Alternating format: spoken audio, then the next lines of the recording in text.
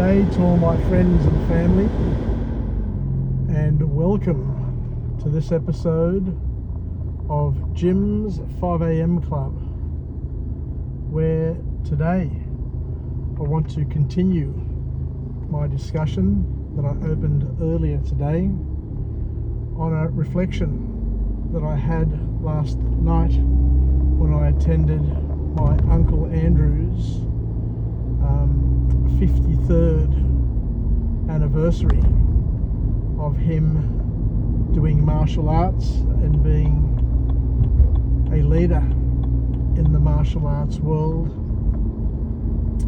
And what I want to do today is I want to focus a little bit more on what makes someone a master. And I can talk from first-hand knowledge, given that I did have the opportunity to live a parallel life with my Uncle Andrew and to be a participant in the various phases of his martial arts life. I haven't been there for the whole journey, but I've been there for parts of the journey, and I have the ability to be able to talk about it and to reflect upon it so that others can understand the ingredients, the recipe, and how it all comes about. Because in order to be a master at anything, you need to be fully immersed, you need to be fully committed, you need a certain level of discipline and drive, and you also need a certain amount of OCD so that you can continue to improve and to continue to seek ways in which you can better yourself and ways in which you can express yourself, express your mastery to help others achieve their potential as well.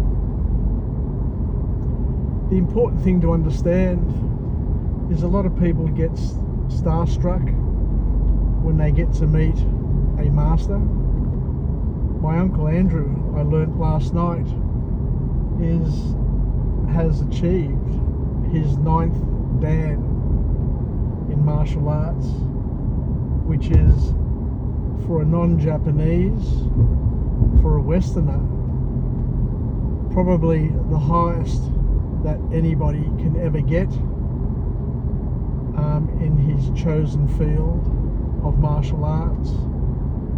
And what I said last night, and I want to reiterate today, is that you hear lots of people with lots of Dans and lots of this and lots of that, but to receive this honour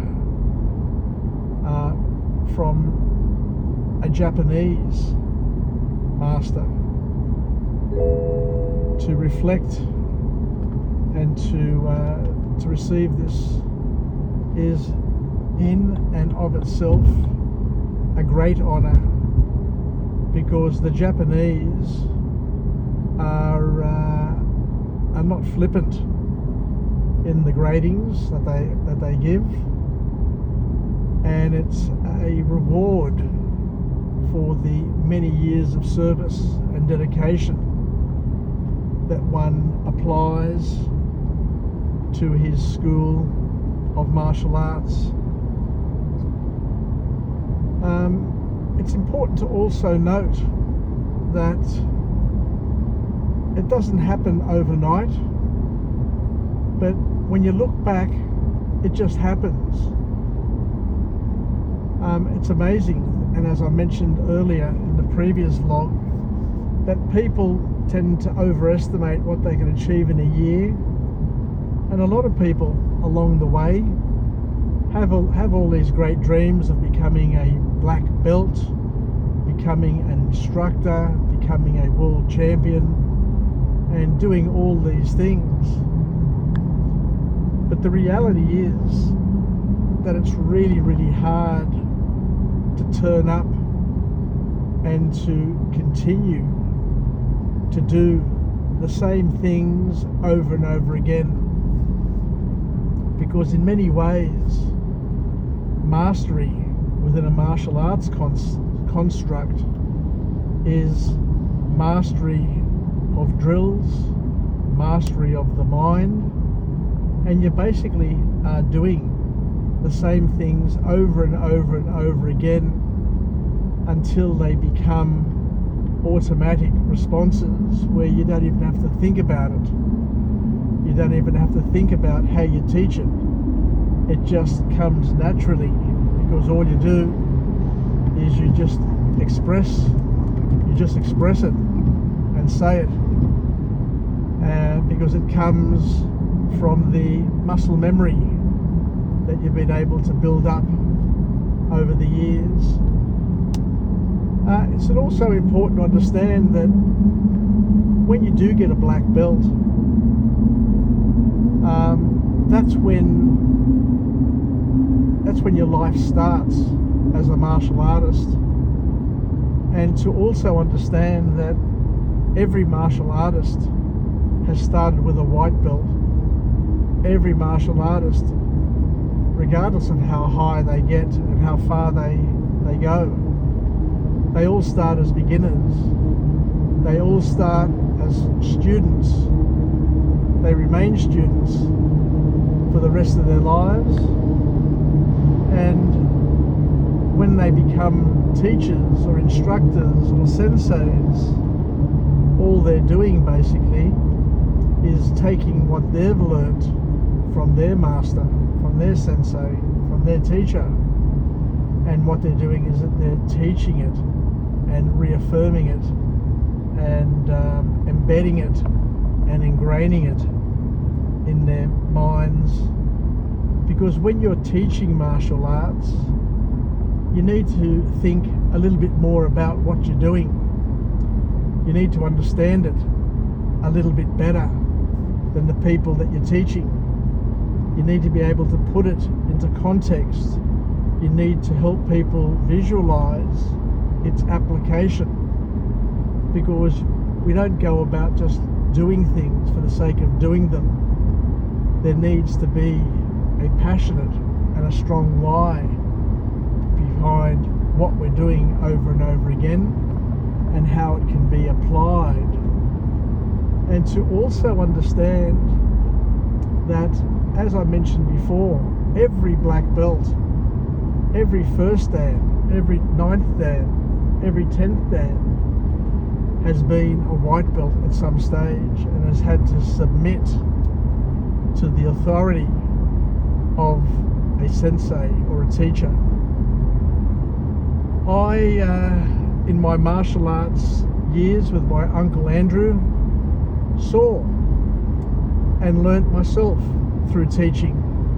It's a powerful thing to be able to teach somebody else, but it's also a big responsibility and a huge duty, because what you need to do is you need to take what you've learnt, you need to understand it and know it very, very, very well to a deeper level, as I mentioned before, so that then you can take it and pass it on as you received it, or even better than you received it. So there is a duty and a love that gets embodied in the teaching process. And when you become a green belt, a brown belt, a black belt, whatever, self-doubt never dissipates or never leaves you. You know, by teaching, you know, there are people who are judging you all the time. Your students are judging you. But it's important to understand that there needs to be a trust there. The students need to trust their teachers.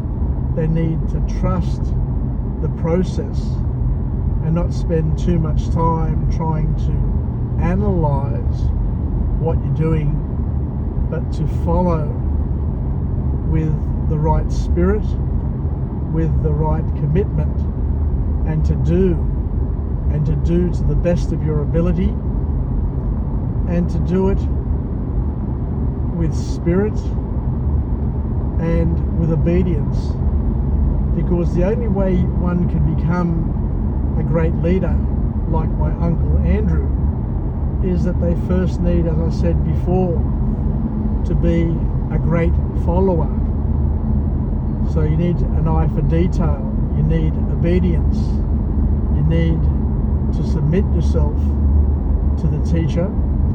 And as karate teachers that we've been, you know that some students are really teachable, some students are really coachable, and you give them a little bit of instruction and they'll take it away and they'll apply it straight away and they'll incorporate it. And it's just wonderful to watch the transformation when a person takes what the teacher has taught them and has applied it with great commitment, and you can just see the application transferring into great outcomes. What I also wanted to mention is that as a martial artist, you do feel uncomfortable. You do go through stages, as I said before, of self-doubt, and you need to fight through those stages, is what I'm trying to say, because every instructor, every master, has their strengths and has their weaknesses, has their good days and has their bad days. But it's important to remember that we all have a life to live as well. We all have our problems. We all have things that trouble us, the things that trigger us. And the beauty is that once we go into a dojo, once we bow in, then we switch ourselves on. And Uncle Andrew has been very, very good at that over the years, regardless of what challenges, whatever problems he or his family may have been experiencing over the years. When Uncle Andrew was in the dojo, he was fully committed to the dojo, to the students, and to the art of martial arts. So, we are human. Everybody is human. And as I mentioned before, and I'll mention it again and again, because when one becomes a black belt, you start to doubt yourself and to ask yourself, did I deserve to become or to get this black belt? Did I deserve to get this grading? Did I pass because I was good enough, or did I pass because of the amount of time that I've been here? But Uncle Andrew, over the years, through his love, through his spirit, has seen the transformation that has occurred in the dojo to the various individuals, and he knows when they are ready for that next step, because there's an art in holding people back and an art in encouraging people, because what you don't want to do is you don't want to break their spirit, and by the same token, what you don't want to do is to promote them too quickly so that they get cocky and they lose the spirit, they lose the obedience, they lose the humility that is required within a dojo to stay teachable and to stay coachable, is what I'm trying to say, and to fit in to the complex hierarchies that exist within the martial arts world. And I guess what I'm trying to get to here is that it's possible for everybody to achieve what my Uncle Andrew has achieved. It's possible. Indeed, it's impossible. And my Uncle Andrew has shown it. And as I said the other night when I did the impromptu speech at the dinner that we enjoyed with all the black belts, now, who would have thought that 53 years ago, my Uncle Andrew, who came on his own, he emigrated from Greece as a young man, without language, without money, without family, and with hardly any friends, came to Sydney and stayed with a friend of his, John Mamalukos, and his wife, Sophia, and came for a better life, not knowing what Australia's like. And all of those migrants who came to this country came to a place that was distant, was different, was harsh in many ways, and quite lonely. But my uncle, to his credit, saw Australia as his oyster, saw Australia as an opportunity for him to express his every dream, to work, to start learning martial arts, to find the love of his life, to start a family, to run businesses, to having the opportunity to also become a grandfather, and to enjoy great health, many years of great health, and the opportunity to touch many more people's lives than what he ever thought that was quite possible. As I mentioned before, he came to Australia with nothing, and within 50 years he has basically signed off and ticked off all the dreams that any of us could ever hope to achieve. As I mentioned before, anybody can get 9 dans, but you have to be the best of the best to be able to get there. And my Uncle Andrew, who I know very well, and I've lived and he has lived in each other's lives for many years, I know that he has a spirit, he has commitment, he has the ability to turn the impossible into the possible.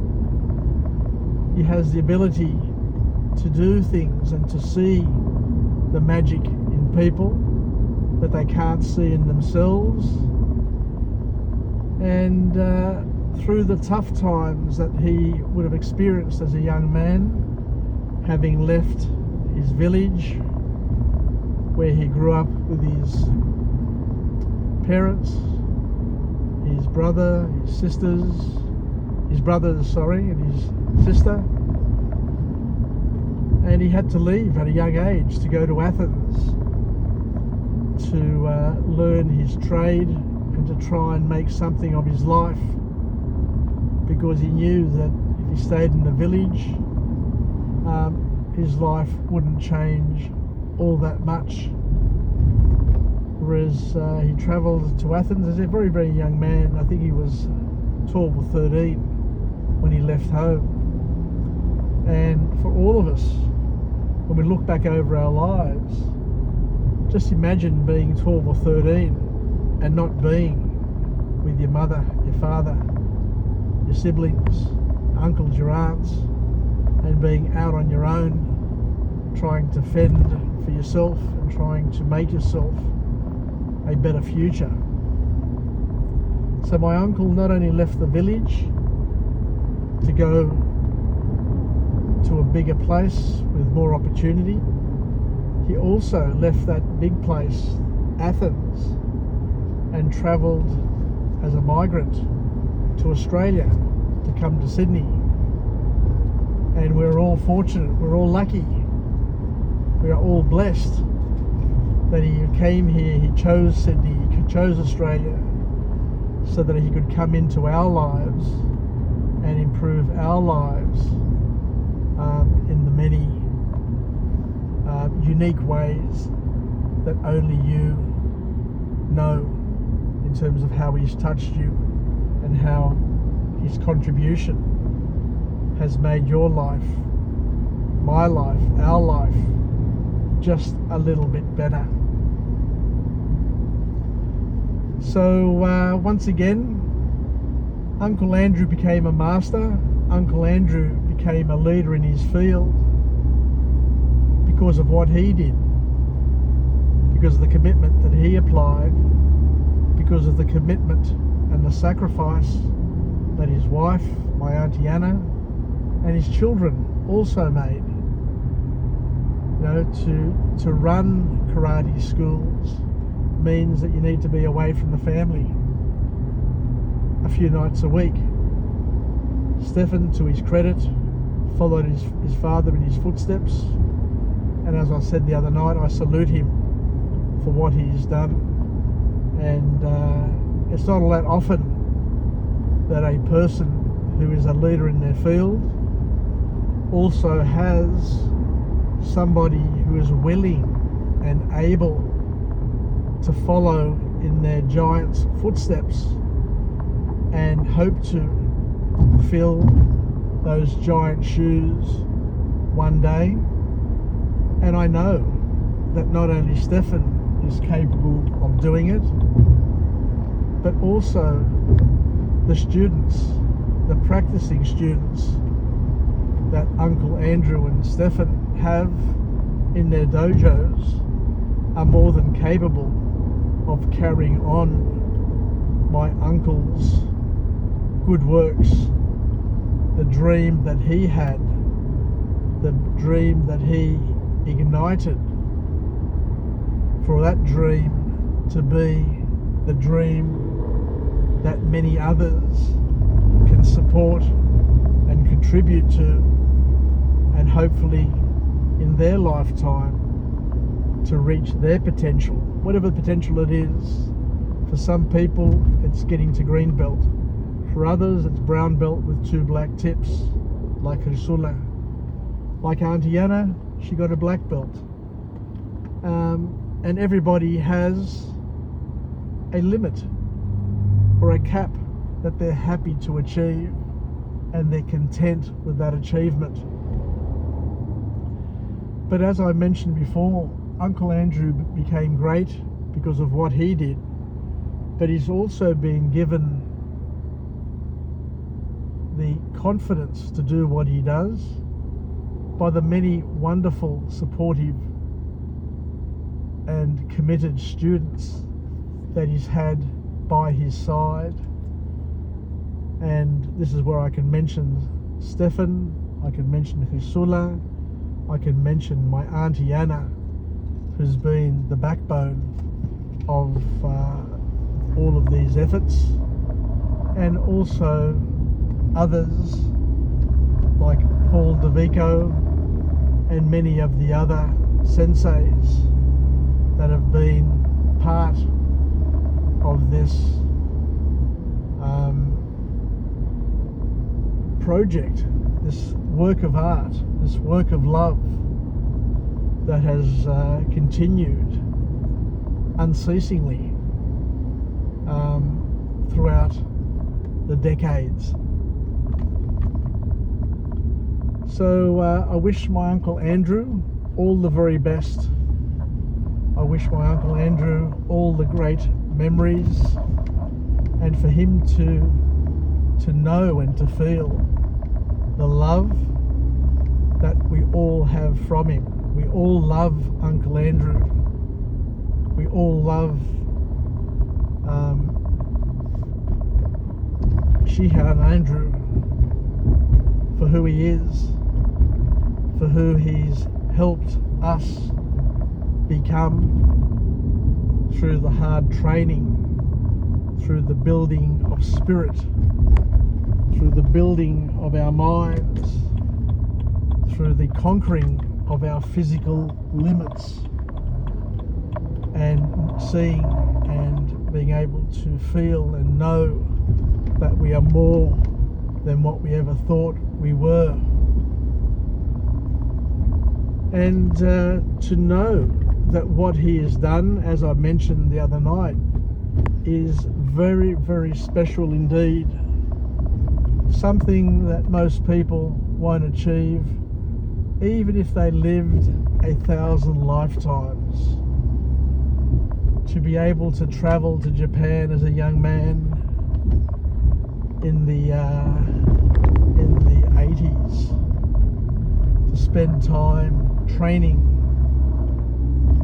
continuously with masters in Japan, and to teach and to continue to contribute to the fabric of martial arts in Australia is a tremendous honour and a tremendous outcome. And I guess the only way I can say it is that it's a tribute to who my Uncle Andrew is, and to all the hard work that he has done, because it hasn't been easy, as I mentioned the other night. You know, getting up and going to training when you're not feeling well, getting up and going to training when you're distracted with other challenges, getting up and going to training and doing things that sometimes you find hard to do because of the frailness of our human person, is in itself very, very impressive and very inspirational. So thank you very much, Uncle Andrew, for all that you've done.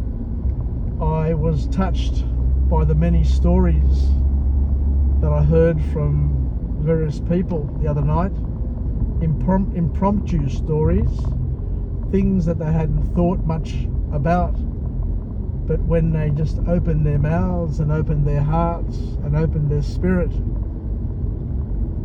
something special flooded the room, and it tugged at my heartstrings. And I'm sure that Uncle Andrew and of course Auntie Anna, Stefan and Chrysula and the rest of us were touched. So keep up the good work, Uncle Andrew, Stefan, keep up the good work, and hopefully you too one day can look back over a 50 or a 60 or 100 year period and be proud of all that you've done to carry on and continue the good work that your father first initiated as a thought. You know, we don't know what inspired Uncle Andrew to start martial arts in Australia. We don't know what he thought and what he came up with. But what we do know is we can see loud and clear, and we can hear loud and clear. We can see brightly and colouredly the outcomes of that thought process. So I'm almost home, and what I may do is I may continue and put together a few vlogs on all the things that I've learnt in my martial arts life from my sensei, Andrew Rubus, and see if we can capture these things and to keep these things alive and well. Take care, wishing you all the best, and we'll chat again soon. Bye for now.